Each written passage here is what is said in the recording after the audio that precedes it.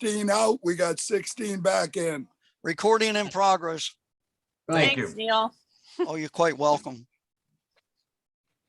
Okay, so what we're going to do is after we've all come back from our discussions, is we're going to give 5 minutes to discuss like the notes that you've taken or what you've talked about.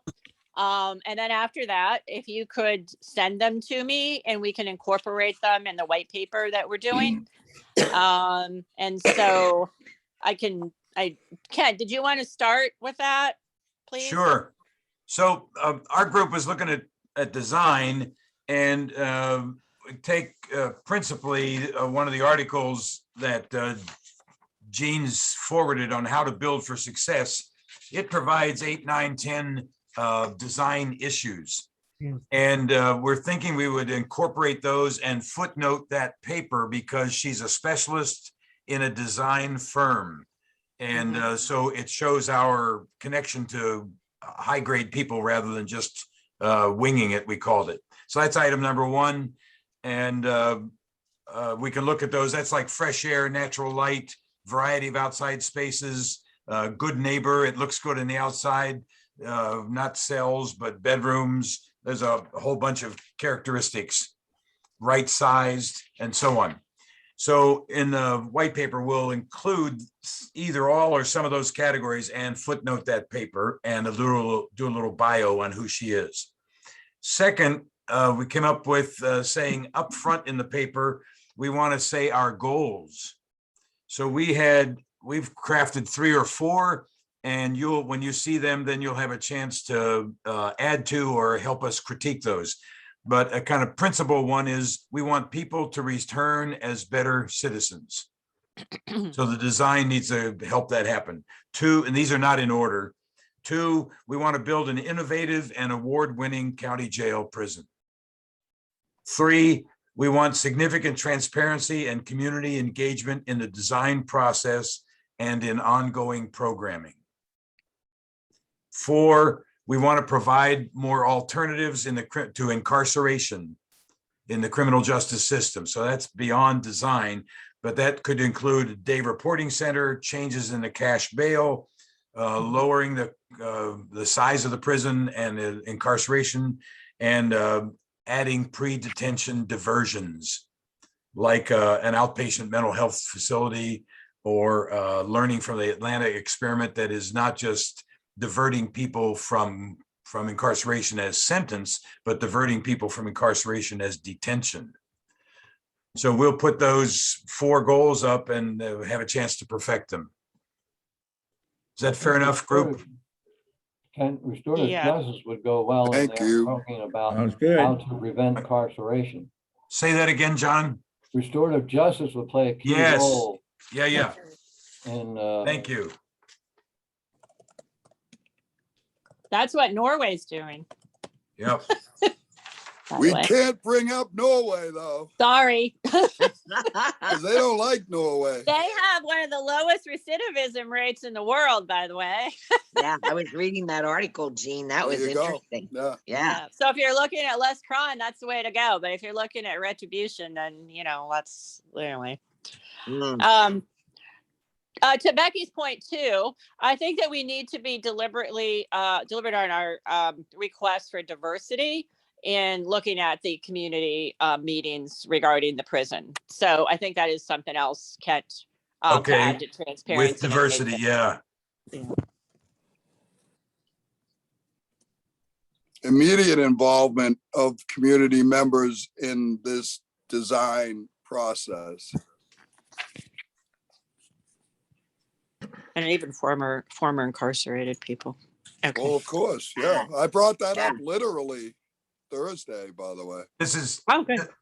a little off the subject, but just for those who haven't been part of Have a Heart, we're looking at artwork in the new jail prison that comes from former inmates. We have at least 2 professional artists who've spent time at Lancaster County Prison, one in Philadelphia, one locally. We're looking at color. We're looking at what the room looks like. Call it a bedroom rather than a cell. Different materials. The big issue is trying to have a larger percentage or perspective of normalcy so that people are being prepared to return to something that is more normal. Right. Great. Next, Thank you. All right. Thank you. Are you done, Kent? yes, Okay, thank you. Bringing up parenting, prison and family. Yeah, that group, please.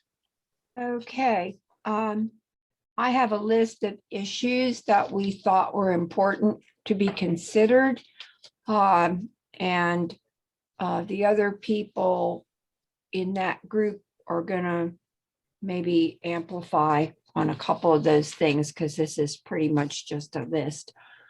Some of the issues with a lot of it centered around visitation, of course, and these were the issues: noise control, privacy, flexibility was a big one, supervision, comfort, and welcoming, attractive area, indoor and outdoor opportunities for visitation, for family visitation, availability of maybe drinks and snacks, classroom space for parenting classes and whatnot, anything that might, apply to the whole subject. Improved conditions for contact-free visitation. Improved technology for actual verbal communication, and this would apply not only to people who weren't allowed contact because of their sentencing, but also in cases like now with communicable disease that control. And going along with that, provision for virtual visitation in cases like pandemic, for FaceTime and video visits when in-person visits are impossible or not recommended. So I don't know, that's all I had written down. I don't know if Tina and Elaine want to amplify on any of those. Did you mention children? We talked a lot about attractive, Yeah, interactive no, spaces for I children and didn't families. specifically, sorry. Yep. Oh, that's good.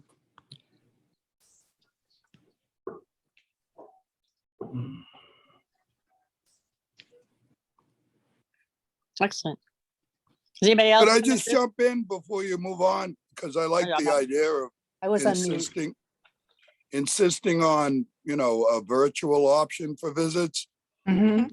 Could we even go further and have it as something that would be convenient for people who aren't able to visit in person? Mhm. Yeah, Great. so At we least ask discussed for that. it?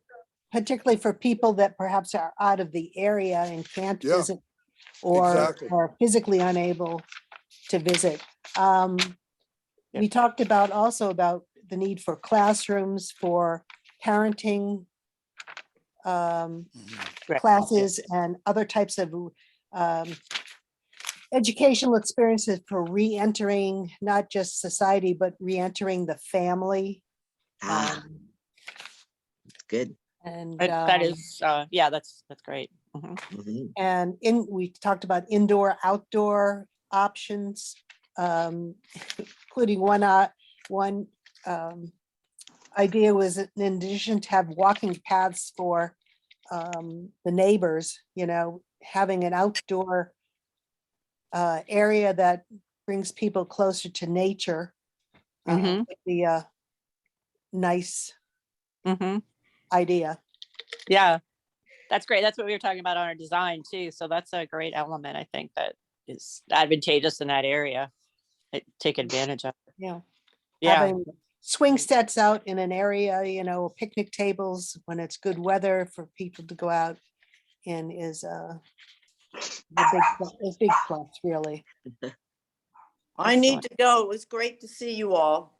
Oh, nice to see you, Mary. Thank you, Thank you Mary. so much. Mary, thank Yeah, you. Mary. Have a good day. Take care, Thank you. Mary. Bye-bye. Bye. Bob, what's going on at the prison now in parenting? Do you know? Is Bob still here? No, the last I heard, it was just a matter of space and finding space to do things. Well, I get, what's the girl's name that has the early beginnings class, whatever they call it? Is it Jed or? No, Jones, she's over at the, Oh, I'm not sure. well, I don't know. Anyway, I think there's minimum programming taking place. But I know the efforts by a number of people and agencies to come in, they simply can't because there's no space available to do additional courses. Right. It's all Okay. tight. Yeah, that's always been the problem, I think part of the problem. So, all right. Thanks, Bob. All right. Church and reentry, please.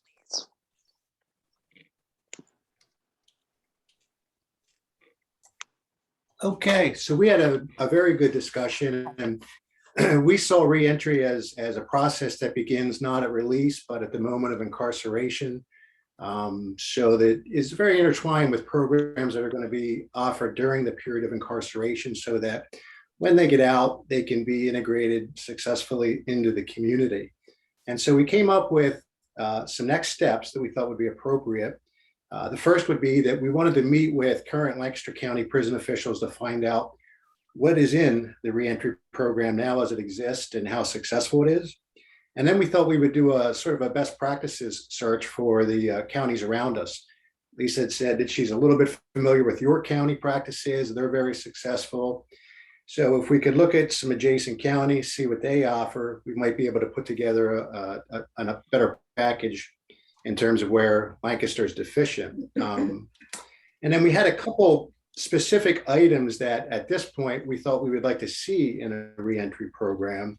The church, the worship space, we thought was very important because that helps people feel that they're part of a community upon release. So if they have that available to them while they're incarcerated and they get out, there is one aspect of their life, that they can go right into. The other intertwined element that we thought was important was the job skill training program.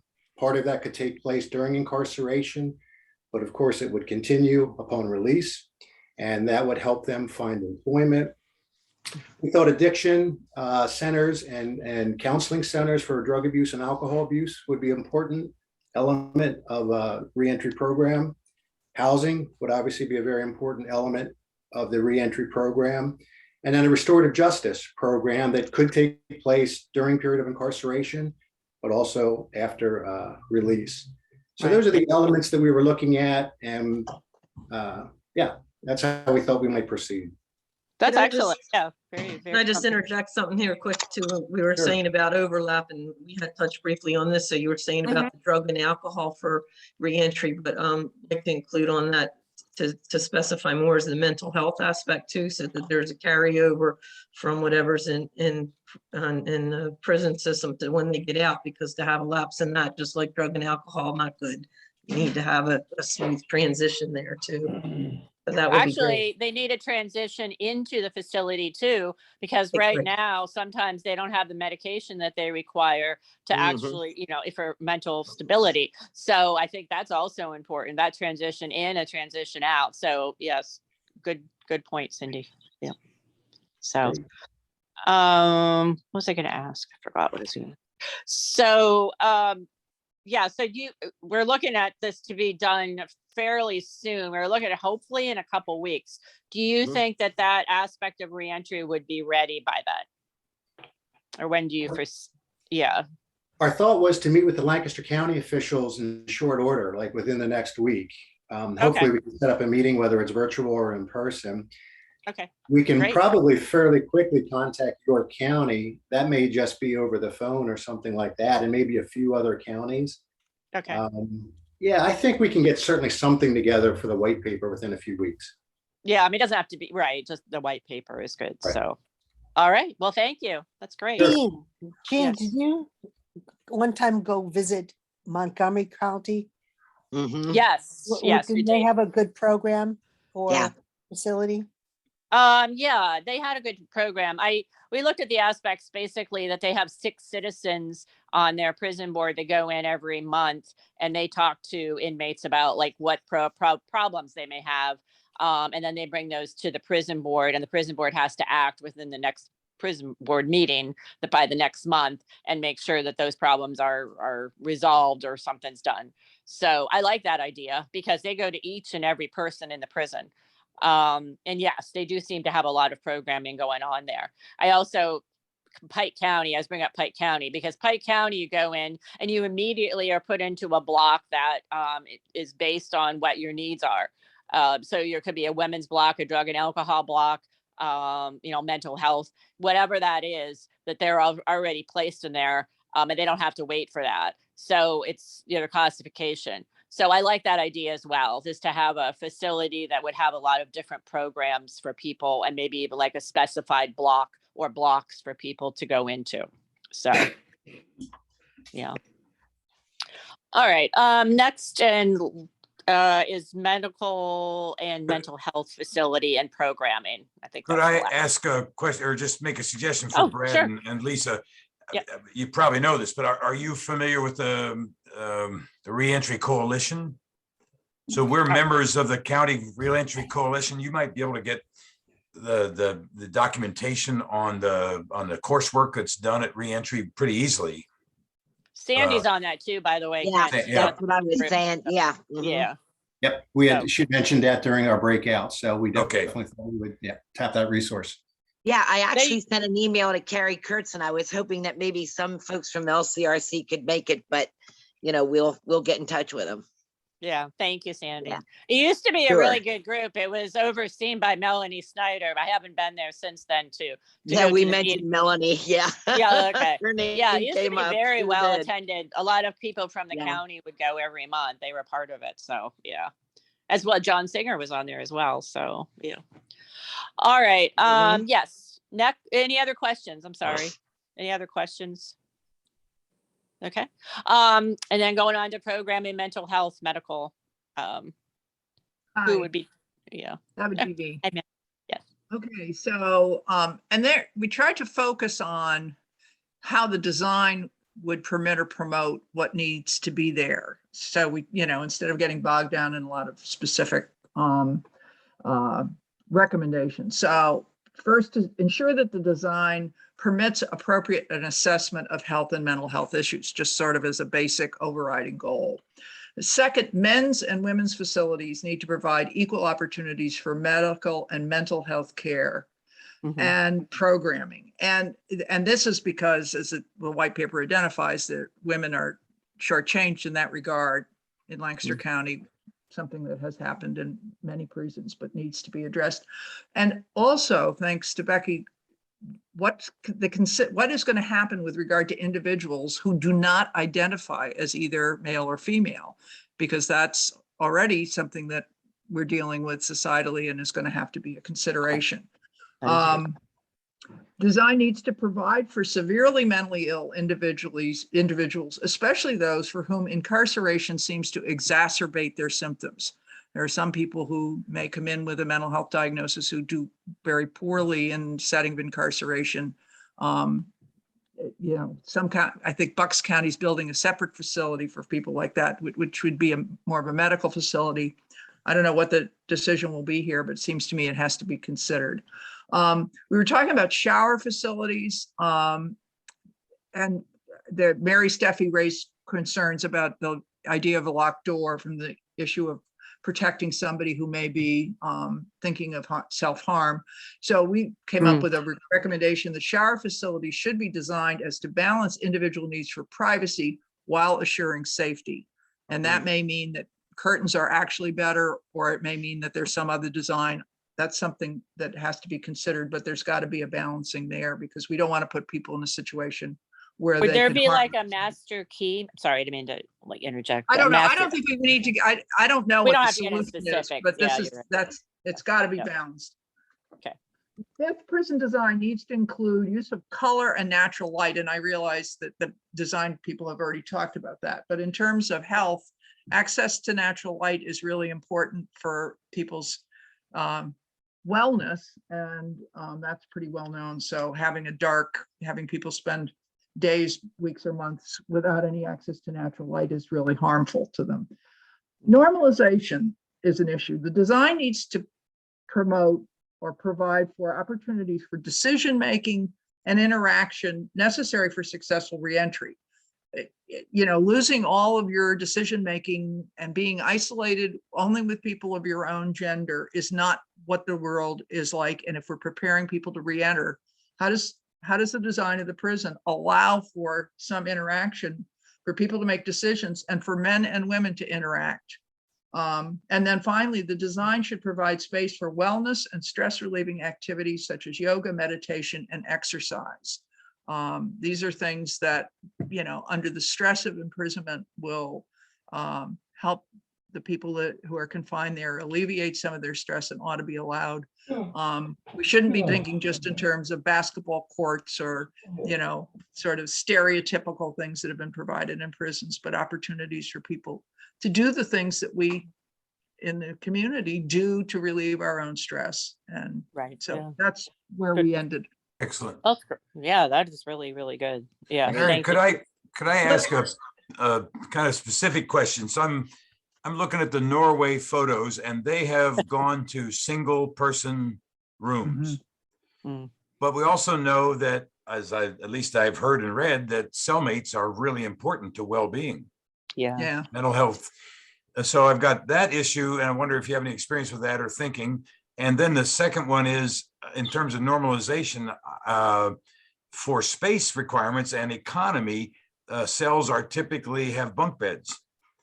But for normalization, you could have 2 beds on the floor in a dual cell mate. And I think that's probably a pipe dream to get that. But it strikes me that right now you have to be able to climb up to get on a bunk that doesn't have a ladder. Ladders are suicide problems. So the cells have no ladder. So if you have everybody on the floor, anyway, do you have any exposure to thinking on that? I don't. I really don't. And but I bet there are people who do. And I think it's legitimate to raise that. And the bunk problem seems to me a serious one. I don't know. I don't want a roommate anymore. So I'm I want my own space, but that's just me. So other people may feel differently, but I bet there's probably literature on it. But probably unreasonable to expect that they would design a prison that's single cell. I mean, that's what you have at the Youth Intervention Center, and it's pretty horrifying. What, they do that, or they have a single cell? No, and everybody they probably need somebody. Yeah. And they are not bedrooms, trust me. I've been there. Yeah. They're like that. Mike, here's a little report. I have a friend who just was admitted, and he spent some time in a 3-bed cell with a stack of bunk on the floor for the 3rd resident. Jeez, I'm sorry. And that's probably a space issue that we're going to get confronted on, because the COVID thing has meant that the warden needs lots of empty wards to be able to spread people around. But he was in a 3-bed cell, which is anathema. Well, that's not spreading people around, though. That would be better if you were to have the 2-person cell. Well, right? it's both. What I'm saying is it's both and. It is spreading. She's using every space possible because you have male, female, you have COVID, non-COVID, you've got people quarantining, you've got dangerous people, you've got all kinds of classifications. Right. And And that's why we're going to she's saying they confront need that more. because she's going to argue for needing 1,000 beds. Yeah. I think 1,000 is legitimate. She wants 1,250. Well, I think that's too high. I do too, but I'm just saying we're going to meet that because I she's understand. confronted that in this crisis, in the pandemic. Yeah, that's that is probably to address the pretrial incarceration issue. I mean, if Michelle Babb has prepared something that talks about that, And again, are they really willing, or will they be forced legally, if there's revisions in the bail requirements that are imposed on the magisterial district judges that will actually reduce the number of people? I mean, again, I say, look at the experience with building the Youth Intervention Center. They built a much larger facility than they need because they said, oh no, we're going to grow and there's going to be more crime and blah, blah, blah. And it didn't work out that way. And it's been an issue. And the other question I have, which would be for a designer, could the prison be built so that it could be expanded in the future if need be? I mean, I was just thinking that you read my mind. If you're building, pods, can you have a space that's allocated for future expansion if necessary? And that's what they're doing now with the one level, is they're allowing that to be built out versus built up actually. So no, that's a good point. I did at a certain point raise that specific issue at a prison board meeting, that they could design it so spaces can be converted if need be, but at the same time use those spaces for other programming. Right. And the other thing was, why not have part of this facility be a day reporting center? In other words, a diversion as opposed to 24/7 incarceration. That could be part of the facility, right? Okay, so I see Bridget is here. Welcome, Bridget. I thought it was 12 too. I apologize. Okay. Yeah. I wanted to say, for the design now, like I was looking over the papers that were sent in the attachment, and I actually went to Las Colinas in San Diego when I was 18 years old. And I didn't know if one thing a part of building design was at Las Colinas, the bathroom's like a powder room. And I didn't know if anything was being considered in as far as the toilet. One humiliating thing about being in this small space is that the toilet is right there. And especially if you're in a 3-man, then you're subjected to the toilet constantly. And Las Colinas they had a little powder room where the sink and the toilet was in a small space. It kept it separate from the living space. And I didn't know if any consideration is being given to that, because that's humiliating. No, but that's a good idea. Can you send us something on that, Bridget? Can send me, and we can incorporate it into the design. And then we're going to send it around, and anything you want to contribute, please do. And we'll make sure, to look at the white paper. So, and then okay. I don't know what your experience is, Jean and John, and everybody who's a part of the PA Prison Society, but a PO, Bob Dungan, told me that one really great setup he has seen that was built was the SIP. I don't know where that's at, the SIP. State Institution of, is that? Yeah, it's one of the jails in Pennsylvania. I'll ask you. Probably Pike County, actually. I talked about Pike County. Yeah. And then also he told me in the 90s, he was actually hired and brought on. The Lancaster prison was supposed to have jobs. And this was in the 90s where they were going to pay people $10 an hour to make hoses, garden hoses, where you attach the brass parts on the end of it. It was a work program at the jail. It was $10 an hour. And then, half went to back to the jail for housing or whatever. Another portion had to go to fines, fees, and child support. And it was success. He had his whole staff launched. The whole thing was approved.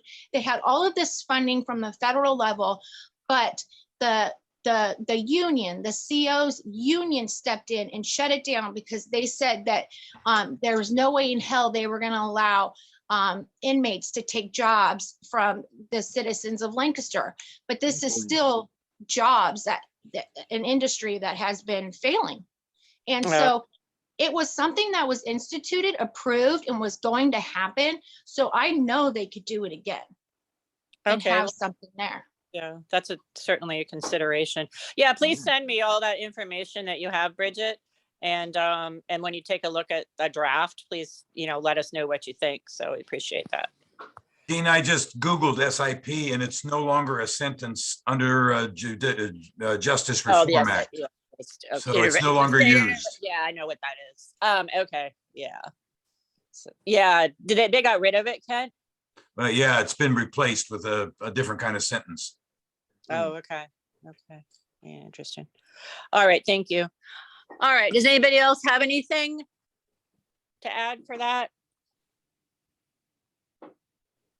Okay. So what we're going to do is please send me the notes from each of the groups that you had, and we will write those up into a white paper, and then we're going to send it back to you. Hopefully our goal is to have it back by February 2nd, which is the Have a Heart meeting on Tuesday. And I'm sure it's probably also going to be a Zoom meeting. So hopefully you will be able to attend that, and we can discuss it again at that time. Does that sound good to everybody? Yes, it does. Excellent. Okay, Thank you great. for the meeting. Thank you, Oh, Gene. thank you. Thank you all Thank for you for coming and setting giving us up. your, Thanks to Yeah. everyone. yeah. So, all right. Well, I will look for that. And thank you. You have a great day. Have a good Saturday, and I appreciate your time. All right. Thank you, folks. Bye.